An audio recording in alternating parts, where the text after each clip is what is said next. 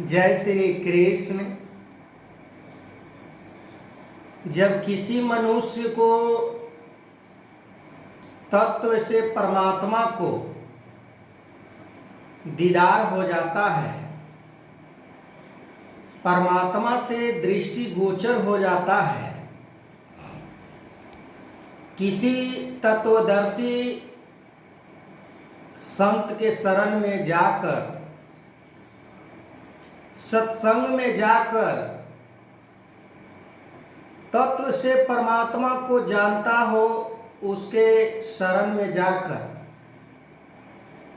कर्म योग, ज्ञान योग, भक्ति योग,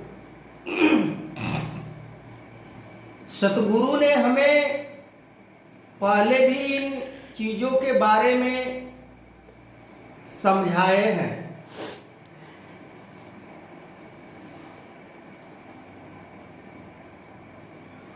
तीन कर्म की यदि बात करें, सेवा, सुमिरन, सत्संग, तीनों को करने से हमारे मन के अंदर क्या चेंजेस आता है, क्या बदलाव आता है, हमें यहाँ पर सोचना होगा। कर्मयोग हमें निष्काम होना सिखाता है, यानी दूसरों को सेवा करने के लिए हमें प्रेरित करता है।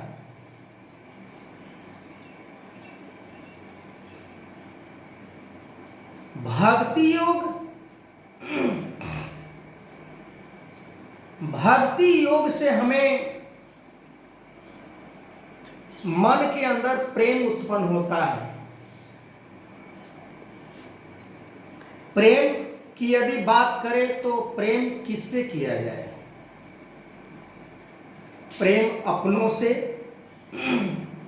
प्रेम अपने पुत्रों से, प्रेम अपने भाई से, प्रेम अपने पिता से, प्रेम अपने सगे संबंधियों से नहीं।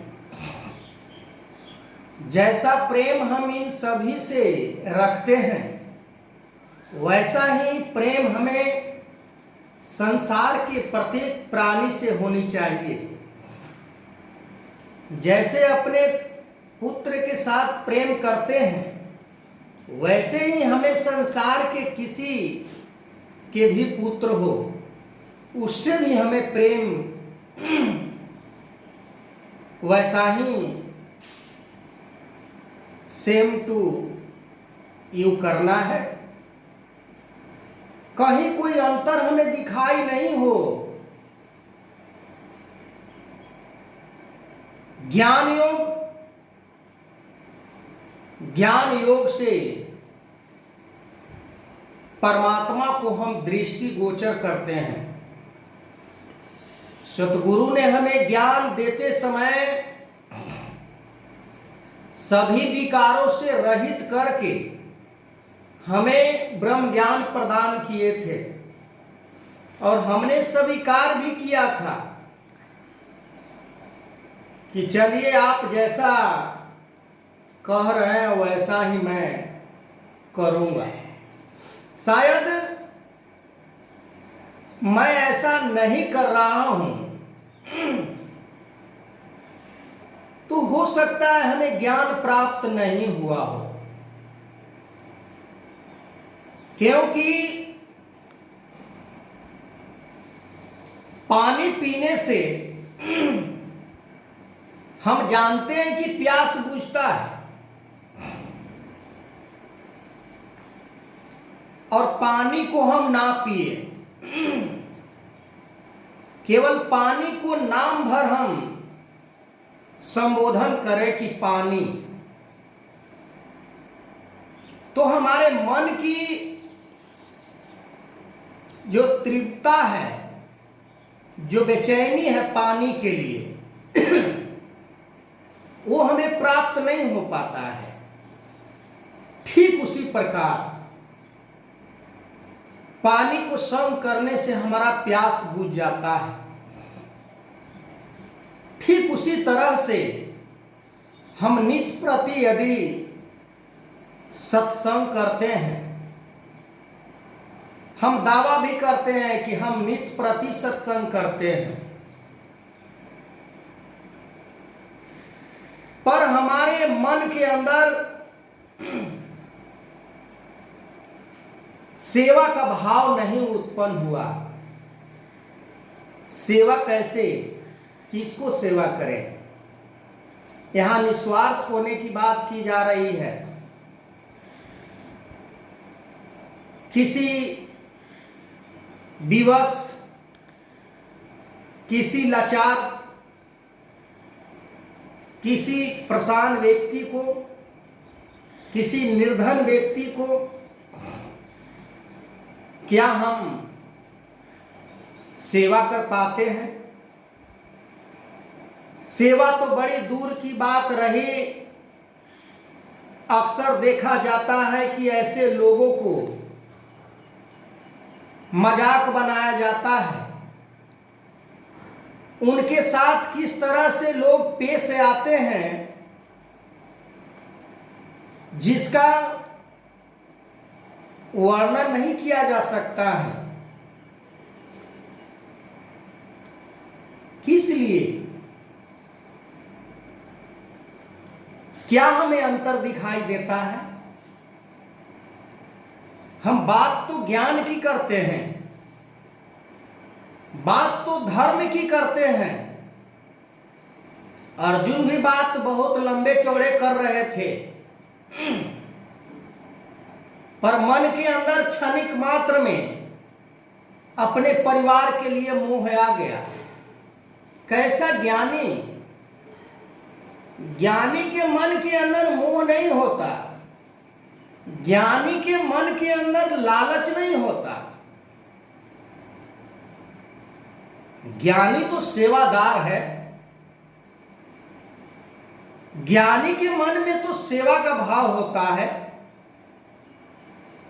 ज्ञानी तो एक दूसरे के लिए जीवन जी रहा होता है। ज्ञानी तो केवल प्यार ही जताता है। ज्ञानी तो केवल दूसरे को आदर सम्मान ही देता है।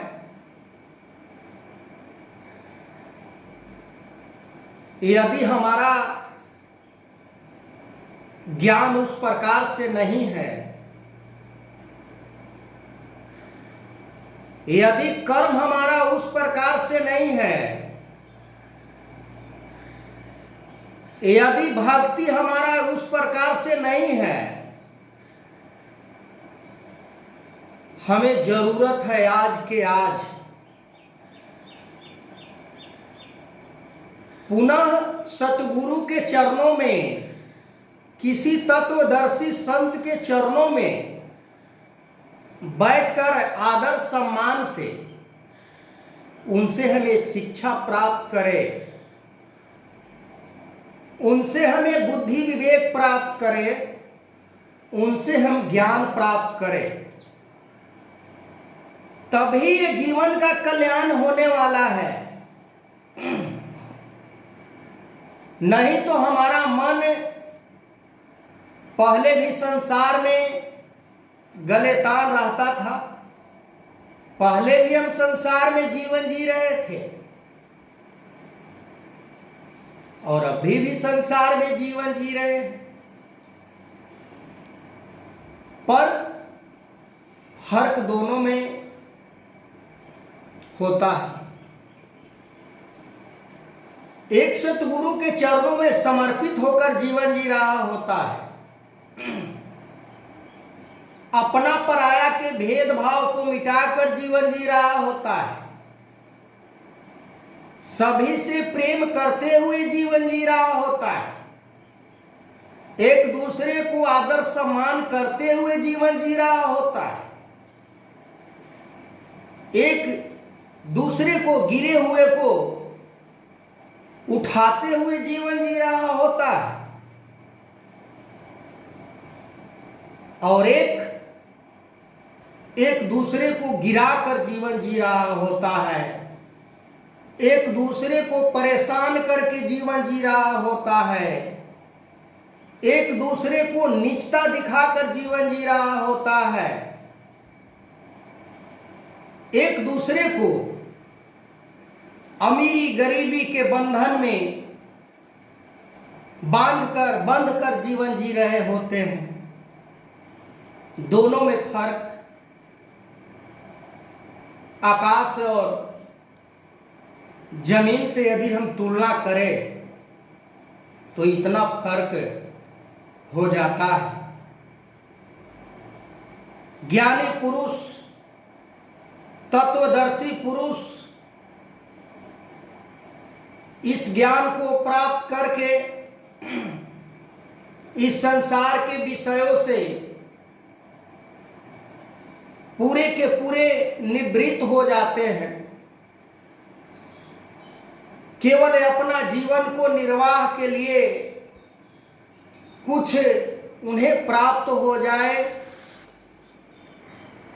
उसी में वो संतुष्ट हो जाते हैं, उसी में वो सहज अवस्था में जीवन जी रहे होते हैं। जैसे जब हमारी बाल अवस्था होता है तो हमें खिलौने में रुचि होता है।